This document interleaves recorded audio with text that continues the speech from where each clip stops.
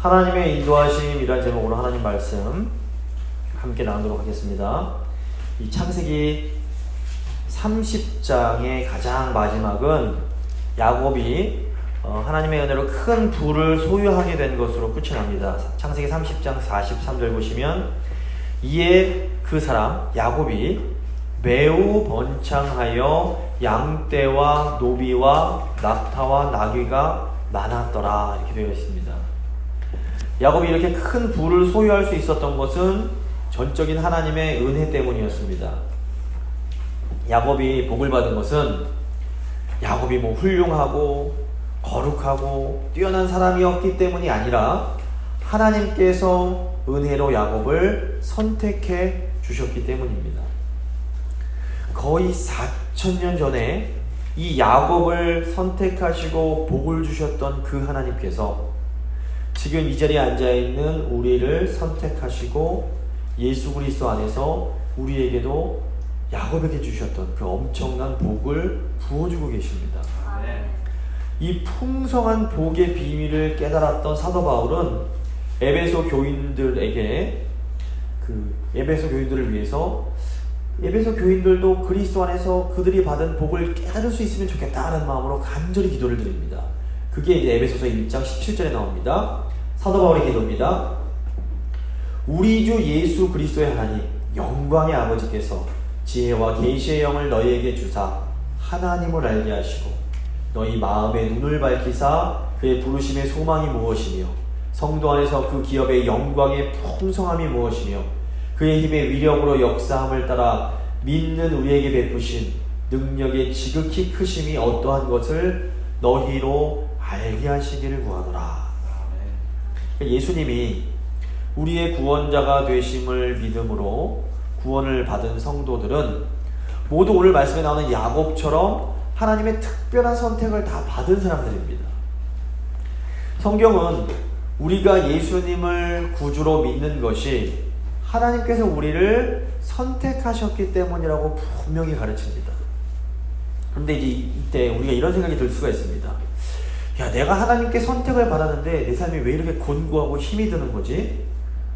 근데 성경 보시면 하나님의 특별한 선택을 받고 특별한 사랑을 받는 사람들의 삶에 온갖 어려움이 가득합니다. 아브라함, 이삭, 야곱, 요셉, 모세, 다윗 그 이후에 나온 성경의 인물들 보시면 어려움이 없던 사람이 한 사람도 없습니다. 야곱의 경우에는 개인적인 기질과 또 개인적인 욕심이 그의 삶을 더욱 힘들게 만든 측면이 있습니다. 물론 또 이제 그 야곱과 함께 있던 라반 같은 사람도 야곱의 삶을 참 힘들게 만들었습니다. 그런데 하나님의 선택을 받은 우리의 삶도 비슷합니다. 사실 우리가 힘든 것은 우리의 개인적인 기질과 또 우리의 개인적인 욕심 때문일 때가 많습니다. 또 우리 주위에 물론 라반 같은 사람들 때문에 우리가 힘들어할 때도 종종 있습니다. 중요한 것은 하나님께서 어려움 가운데서도 이 야곱을 지켜주시고 복을 주신다는 사실입니다. 나아가 하나님은 야곱이 받고 있는 고난을 통해서 야곱을 더 온전하게 하시고 성숙하게 만들어 가십니다. 마찬가지로 하나님은 지금도 어려움 가운데 있는 우리를 지켜주시고 복을 주고 계십니다. 그리고 우리가 겪고 있는 고난을 통해서 우리를 더 온전하고 성숙한 사람으로 만들어 가고 계십니다. 그러므로 우리가 이 야곱의 이야기를 읽을 때에 하나님께서 야곱을 인도하시는 그 방법대로 지금 우리도 인도해 주고 계심을 알아야 됩니다. 오늘 본문은 이제 창세기 31장 전체를 다룰 텐데 야곱이 외삼촌 라반의 집으로부터 떠나는 내용입니다. 창세기 31장은 총 55절에 걸쳐서 이 야곱이 외삼촌 집을 떠나는 내용을 아주 길게 자세하게 묘사합니다. 성경이 이렇게 무언가를 길게 설명할 때는 거기에 반드시 이유가 있다라고 말씀드렸습니다. 야곱이 라반을 떠나는 이 이야기를 보면 하나님께서 우리를 어떻게 인도해 주시고 또 우리가 어떻게 하나님의 인도를 받아야 하는지를 우리가 배울 수 있게 됩니다. 오늘 창세기 31장 본문 세 부분으로 나눠서 살펴볼 텐데, 첫 번째 하나님의 인도, 두 번째 성도의 지혜, 세 번째 하나님의 보호입니다. 하나님의 인도, 성도의 지혜, 하나님의 보호하심. 자, 먼저 하나님의 인도 보겠습니다. 하나님은 우리를 인도하실 때에 보통 세 가지를 통해서 인도해 주십니다. 첫째로 하나님은 상황을 통해서 우리를 인도하십니다. 1절 보시면 야곱이 라반의 아들들이 하는 말을 들은즉 야곱이 우리 아버지의 소유를 다 빼앗고 우리 아버지의 소유로 말미암아 이 모든 재물을 모았다 하는지라. 야곱이 라반의 안색을 본즉 자기에게 대하여 전과 같지 아니하더라. 라반과 라반의 아들들은 사실 야곱 덕분에 아주 큰 부를 소유할 수 있었습니다. 그런데 라반이 하나님께서 야곱에게 복을 주셔서 야곱이 부유해지는 것을 보면서 마음속에서 욕심이 생겨나게 됩니다. 이 욕심이 무서운 것이, 욕심이 딱 마음속에 들고 나면 하나님이 나에게 주신 것에 대한 감사가 사라져 버립니다. 그리고 자기에게 복을 주는 사람을 시기하고 질투하면서 불평불만을 하기 시작합니다. 결국 이런 시기는 하나님이 나에게 주신 복을 자기 발로 차버리는 그런 결과를 가져오게 되는 겁니다. 라반과 라반 아들들의 시기는 야곱이 라반의 집을 떠나 약속의 땅으로 돌아갈 때가 되었다는 하나님의 신호였습니다. 인간은 본능적으로 안정을 추구하고 변화를 별로 시도하고 싶어 하지 않는 그런 본성이 있습니다. 문제는 우리 이제 모든 상황들이 평안해지고 안정이 찾아오면 하나님이 주신 약속과 사명까지도 망각하게 되는 경우가 많다는 겁니다. 어쩌면 야곱도 이제 재산이 점점 불어나고 안정도 좀 찾으면서 하나님의 약속에 대해서 생각하지 못하고 지냈을 수 있습니다.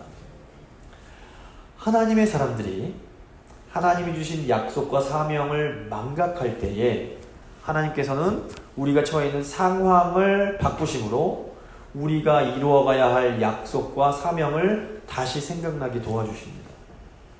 그러므로 우리가 예상하지 못했던 어떤 상황에 큰 변화가 생기면 우리는 정신을 차리고 하나님이 지금 나에게 원하시는 방향이 무엇인지 생각하고 고민하며 하나님께 여쭤봐야 됩니다. 두 번째로 하나님은 말씀을 통해서 우리를 인도해 주십니다. 3절입니다. 여호와께서 야곱에게 이르시되 내 조상의 땅 내 족속에게로 돌아가라. 내가 너와 함께 있으리라 하신지라. 하나님은 상황의 변화와 함께 야곱이 고향으로 돌아갈 때가 되었음을 분명하게 말씀해 주십니다. 오늘 11절 보시면 하나님께서 야곱의 꿈에 나타나서 이 말씀을 주십니다. 11절 꿈에 하나님의 사자가 내게 말씀하시기를 야곱아 하시기로 내가 대답하기를 여기 있나이다 하네. 13절 나는 베델의 하나님이라 내가 거기서 기둥에 기름을 붓고 거기서 내게 서원하였으니 지금 일어나 이곳을 떠나서 내 출생지로 돌아가라 하셨느니라. 이 구약시대에는 이 꿈이 하나님의 백성들이 하나님의 말씀을 받는 계시의 통로로 사용됐습니다. 근데 오늘날에는 하나님께서는 이 선포되는 말씀인 설교를 통해서 우리에게 말씀해 주시는 경우가 많습니다. 그 설교를 들으시다 보면 야, 이건 정말 하나님이 나에게 하시는 말씀이다. 어떻게 저걸 목사님이 아셨지? 뭐 이런 생각을 하실 때가 있습니다. 저 모릅니다. 하나님께서 성령을 통해서 이 선포되는 말씀을 통해 우리 마음 가운데 역사해 주시는 겁니다. 그러니까 우리가 목자이신 하나님의 인도를 받으려면 이때 겸손한 마음으로 하나님의 말씀에 순종해야 됩니다. 우리는 다 양 같아서 그릇 행하여 엉뚱한 길로 갈 수밖에 없는 그런 존재들입니다. 그래서 계속해서 하나님의 말씀을 통해 우리의 삶의 방향을 재조정하는 일이 반드시 필요합니다. 이렇게 우리가 연약하여 엉뚱한 길 가다가 방향을 재조정하는 것을 신학적으로 회개라고 부릅니다. 그래서 우리 삶은, 성도의 삶은 끊임없는 회개의 삶인 겁니다. 방향을 또다시 재조정하고 또다시 재조정하고. 셋째로, 하나님은 가까운 사람들을 통해서도 우리를 인도해 가십니다. 야곱은 라반의 안식이 변한 것과 하나님께서 고향으로 돌아가셨다라는 말씀을 하셨다는 것을 가장 가까운 사람들인 아내에게 전합니다. 그러자 아내들이 기꺼이 야곱을 따르겠노라 반응을 합니다. 14절입니다. 라헬과 레아가 그에게 대답하여 이르되 우리가 우리 아버지 집에서 무슨 분깃이나 유산이 있으리요. 아버지가 우리를 팔고 우리의 돈을 다 먹어버렸으니 아버지가 우리를 외국인처럼 여기는 것이 아닌가.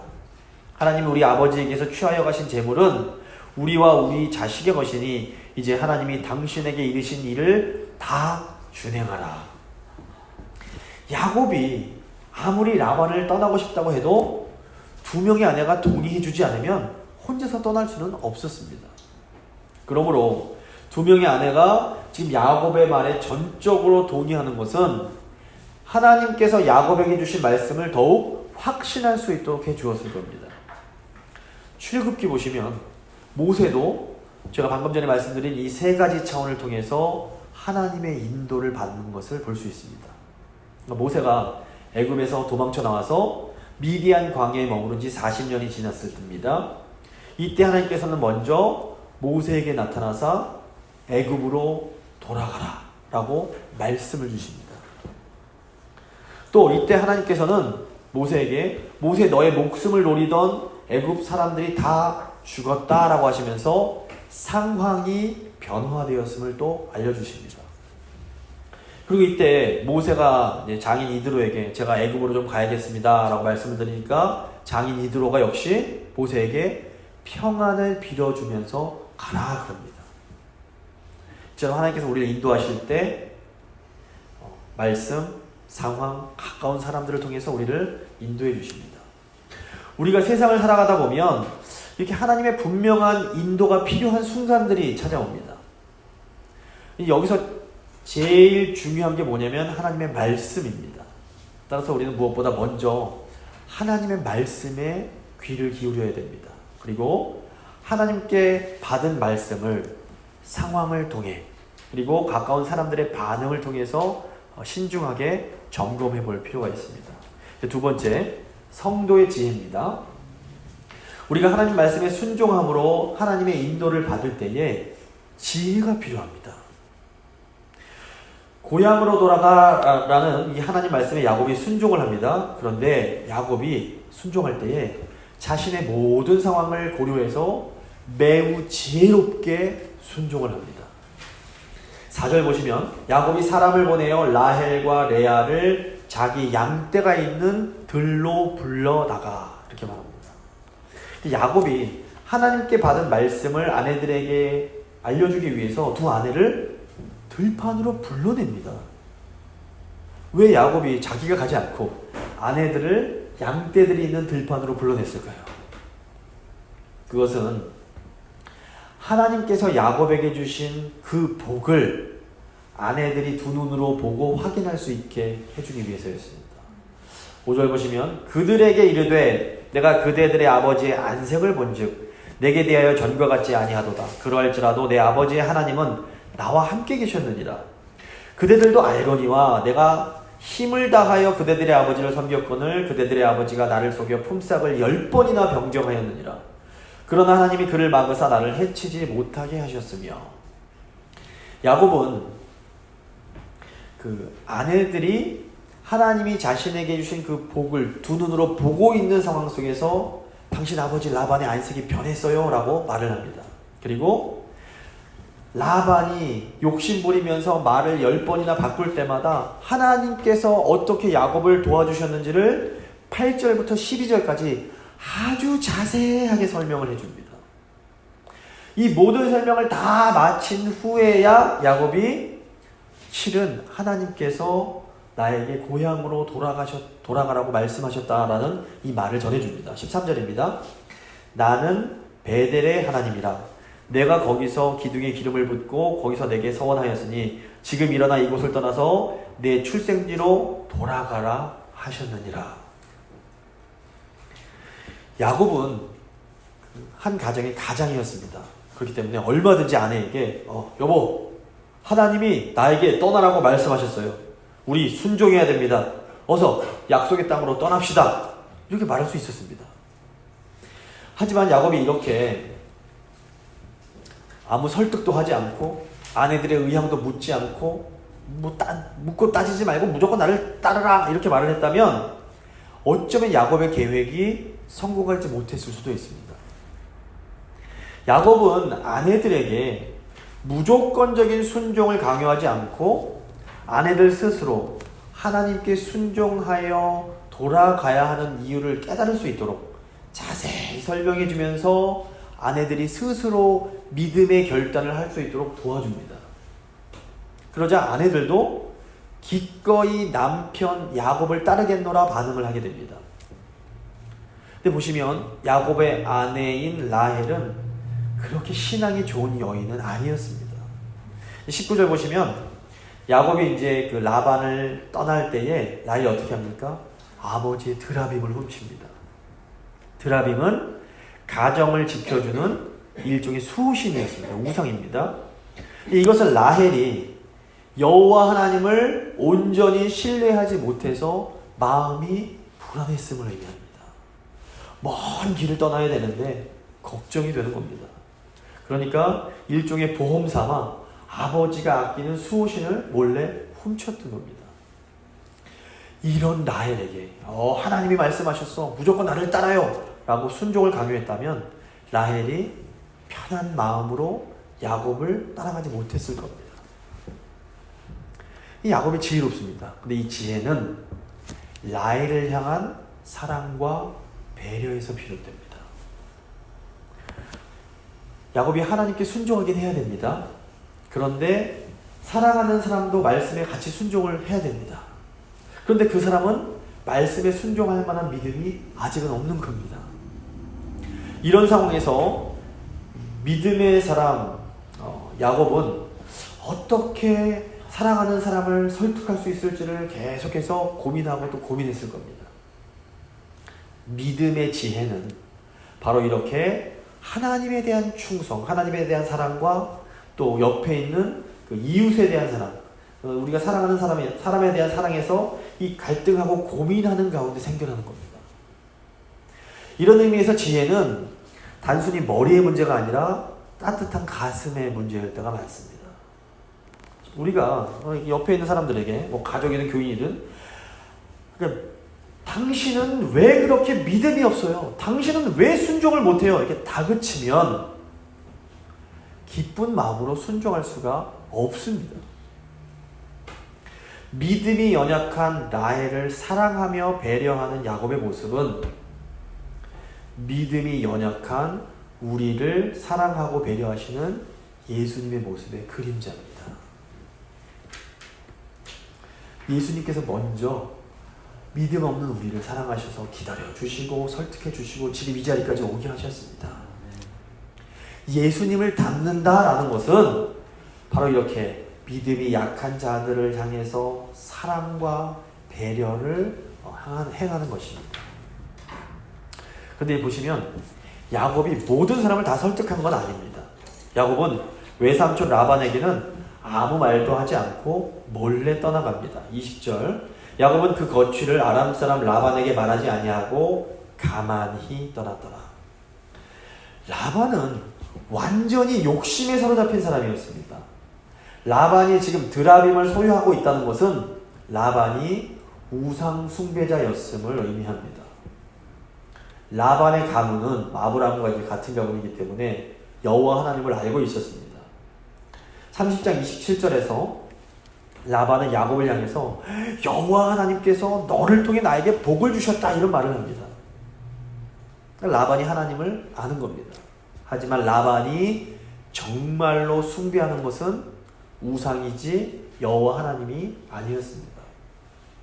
이렇게 우상을 섬기는 사람들의 일반적으로 이렇게 나타나는 특징이 뭐냐면 자기 욕심을 위해서 거짓말을 일삼는 겁니다.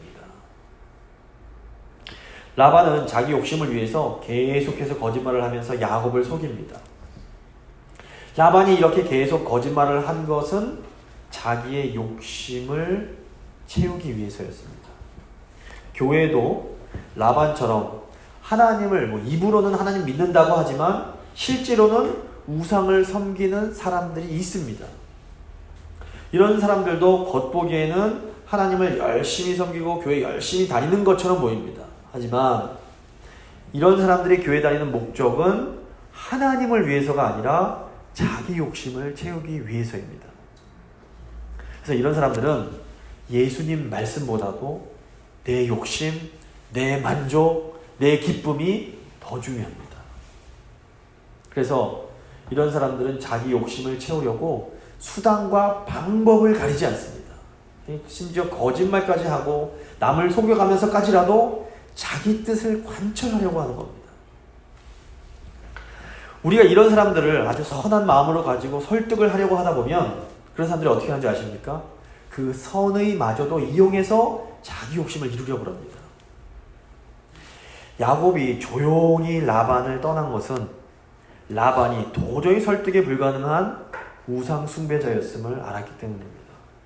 예수님도 완전히 욕심에 사로잡힌 유대교 지도자들은 설득하려고 하지 않으십니다.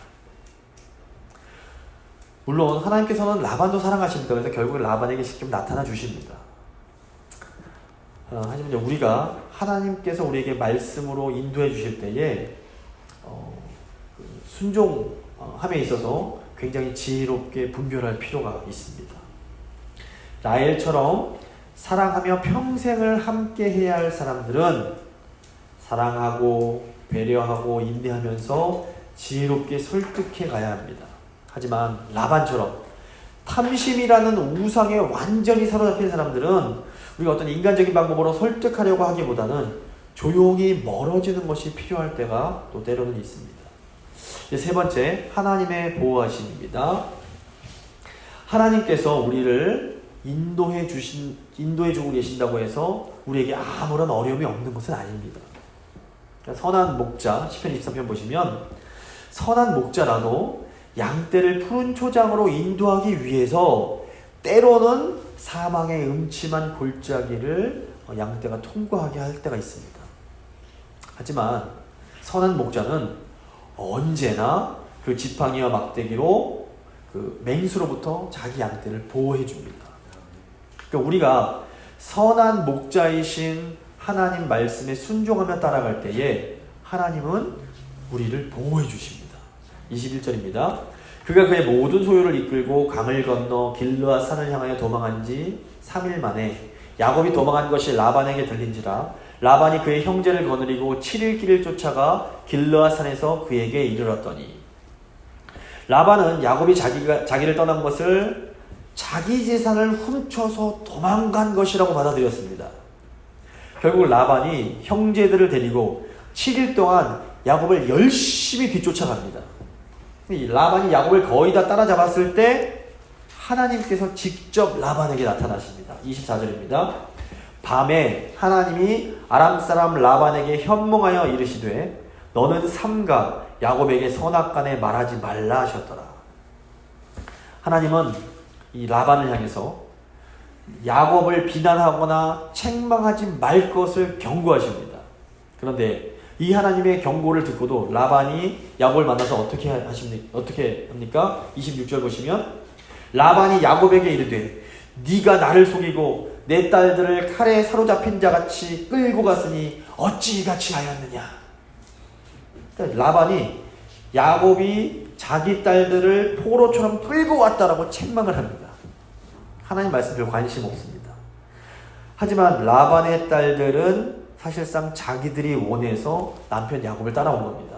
아까 15절 보시면 딸들이 뭐라고 그럽니까? 아버지가 자기들을 팔고 자기들 것 아버지가 다 먹어버렸다고 이렇게 말을 합니다. 그러니까 라반은 오직 자기 소유에만 관심이 있지 뭐 딸에도 관심 없고 사위도 관심 없고 손자들도 별 관심이 없는 사람이었습니다. 대단한 사람입니다.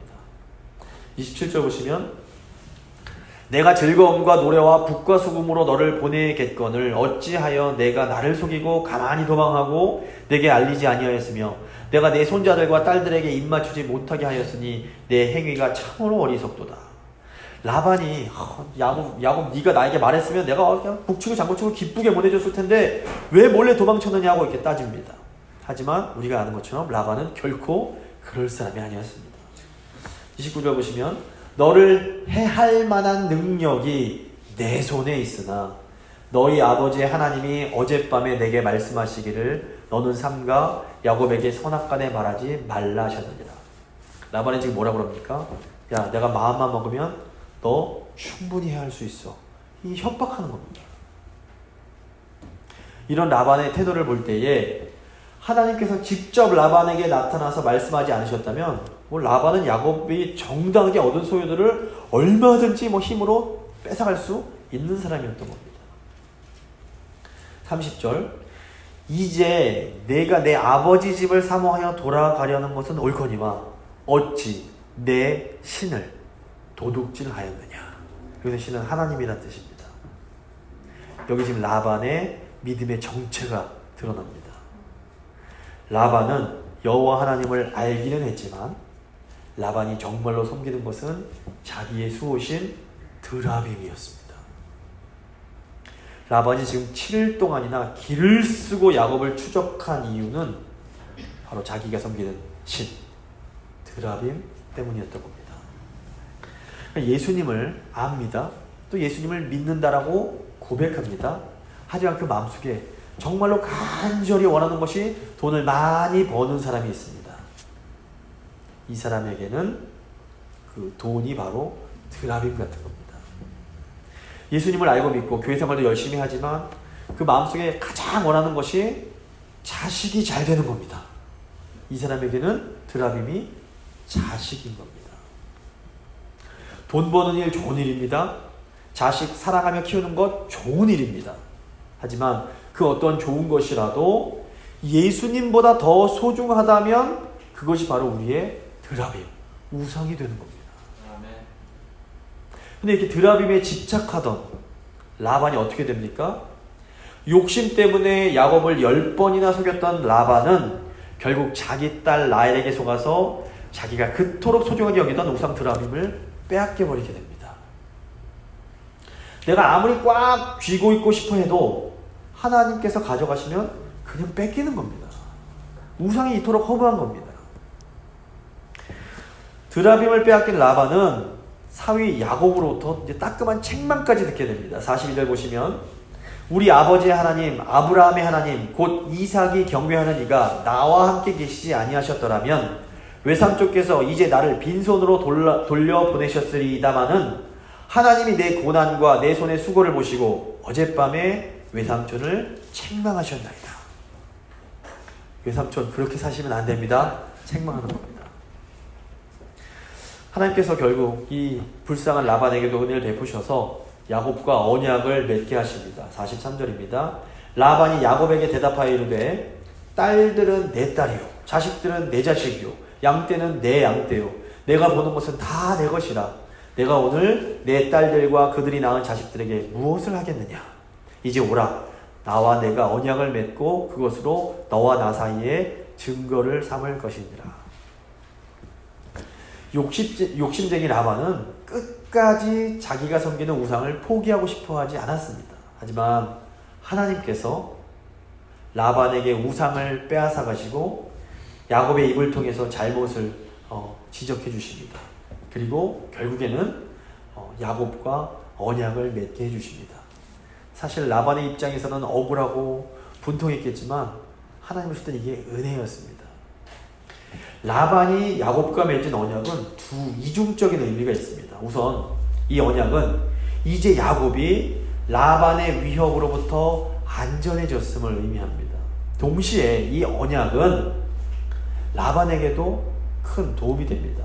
라반이 야곱과의 관계를 회복함으로 이제 다시 하나님께서 주시는 복을 받을 수 있게 되었기 때문에 그렇습니다. 하나님께서는 이렇게 말씀에 순종하여 고향, 약속의 땅으로 돌아가는 야곱의 모든 문제를 해결해 주십니다. 우리가 믿음으로 하나님 말씀에 순종할 때에 하나님은 우리에게는 모든 문제들도 이런 식으로 다 해결해 주십니다. 말씀 마무리 짓겠습니다. 예수 그리스도 안에서 하나님의 자녀가 된 우리는 하나님의 인도를 받는 특권을 갖고 있습니다. 하나님께서는 말씀과 상황과 가까이 있는 사람들을 통해서 우리를 인도해 주십니다. 우리가 하나님께 순종할 때에도 지혜와 분별이 필요합니다. 지혜는 하나님에 대한 사랑과 이웃에 대한 사랑으로부터 생겨나는 것입니다. 우리가 믿음으로 하나님 말씀에 순종할 때에 하나님은 결국 우리를 보호해 주시고 우리의 모든 문제들을 해결해 주십니다. 믿음으로 하나님 말씀에 순종하심으로 하나님의 이 선한 인도를 받으시는 성도님들 되실 수 있기를 간절히 소망합니다.